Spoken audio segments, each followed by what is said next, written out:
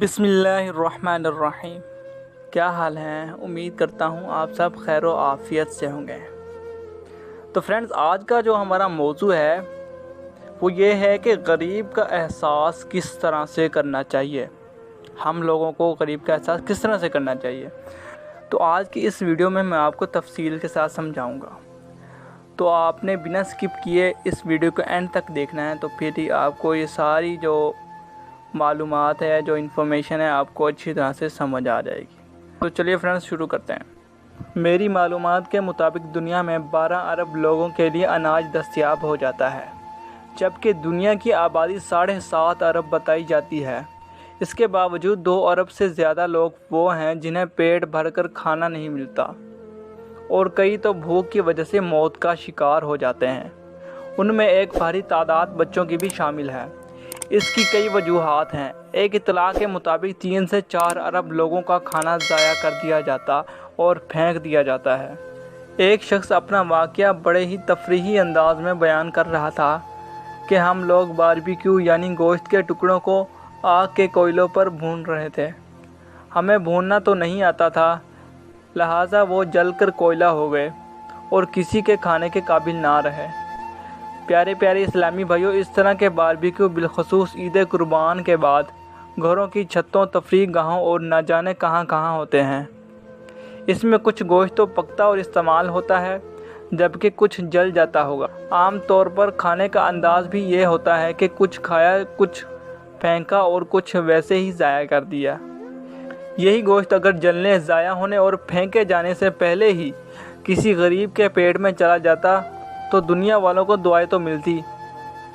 جب ایک ہی محلے میں یا بلڈنگ میں ایک ہی گھر کے افراد تو پیٹ بھر کر کھائیں پئیں اور آسائشوں میں رہیں، جبکہ دوسرے گھر کے افراد بھوکے ہوں۔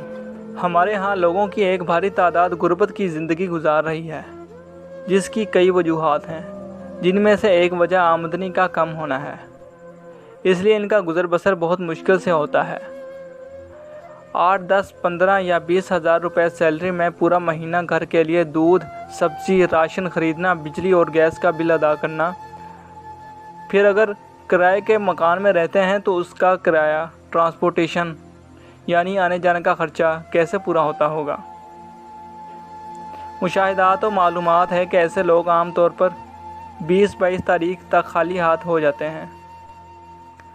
اس کے بعد گھر چلانے کے لیے ادھار کا سہارا لیتے ہیں، سبزی، دودھ اور راشن والے سے یہ کہہ کر کہ پہلی تاریخ تک سیلری ملے گی تو پیسے دے دیں گے، کچھ نہ کچھ اشیاء لیتے رہتے ہیں۔ یوں یہ لوگ مہینے کے آخری دنوں میں بڑی مشکل سے زندگی کی گاڑی کو دھکا دیتے ہیں۔ ان کی زندگی کے ایام میں کچھ دن ایسے بھی آتے ہیں کہ گھر کا کوئی فرد بیمار ہو جاتا ہے، مگر ان کے پاس دوا لینے کے پیسے بھی نہیں ہوتے۔ اگر ہوتے ہیں تو یہ سوچ کر دوا نہیں لے پاتے کہ دیگر گھریلو اخراجات کیسے چلیں گے۔ بعض اوقات سیٹھ صاحب یا افسر سیلری بناتے بناتے 6-7 تاریخ یا اس سے بھی آگے تک معاملہ لے جاتے ہیں۔ اس دوران اگر ملازم ہمت کر کے تنخواہ جلدی دینے کی بات کر لے تو جواب ملتا ہے، اتنی بھی کیا جلدی ہے۔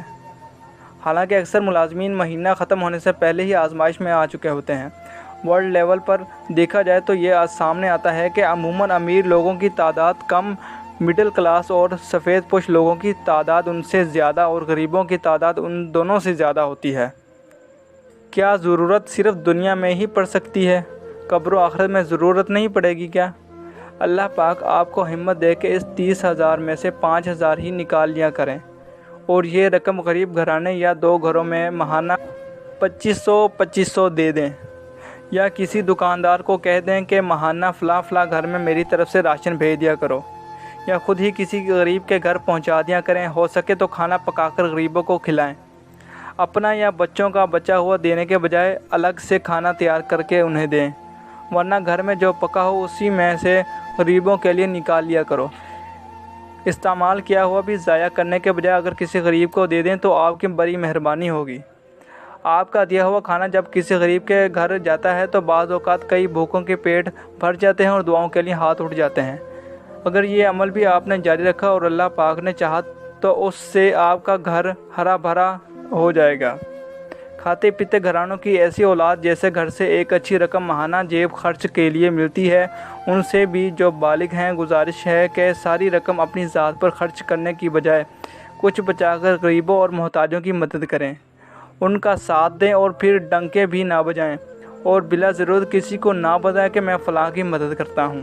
اگر آپ کسی غریب کو چند روپے دیتے ہیں تو ان پیسوں سے آپ اس کی عزت نہیں خرید لیتے کہ لوگوں میں بتاتے پھریں کہ میں اس کو پیسے دیتا ہوں۔ انہیں تلاش کرنا کوئی مشکل نہیں ہے، یہ آپ کے آس پاس رشتہ داروں اور خاندان میں بھی ہوتے ہیں۔ بہرحال اگر آپ کے اندر غریبوں کی مدد کرنے کا جذبہ ہوگا تو یہ خود ہی آپ کی رہنمائی کرے گا، اور مستحق اور سفید پوش افراد کو ڈھونڈ کر انہیں قربانی کا گوشت پہنچائیں، اور اس کے علاوہ دیگر کئی معاملات ہیں ان کی مدد کرنے میں کامیابی ہو سکے گی۔ اس کے علاوہ دیگر کئی معاملات میں ان کی مدد کرنے میں کامیاب ہو سکیں گے۔ میری تمام عاشقان رسول سے فریاد ہے کہ صرف عید قربان کے موقع پر ہی نہیں بلکہ زندگی بھر غریبوں کی مدد کرنے کی نیت کریں۔ اللہ پاک کی راہ میں خرچ کرنے سے آپ کا مال بڑھے گا، گھٹ نہیں ہوگا۔ غربت و تنگ دستی کا خوف نہ کریں، بخل کو ختم کریں اور سخاوت و احسان کا جذبہ پیدا کریں۔ اللہ پاک نے چاہا تو برکت آپ خود دیکھیں گے انشاءاللہ تعالی عز و جل۔ تو ملتے ہیں فرینڈ نیکسٹ ویڈیو میں، تب تک کے لیے اپنا خیال رکھیے، اللہ نگہبان۔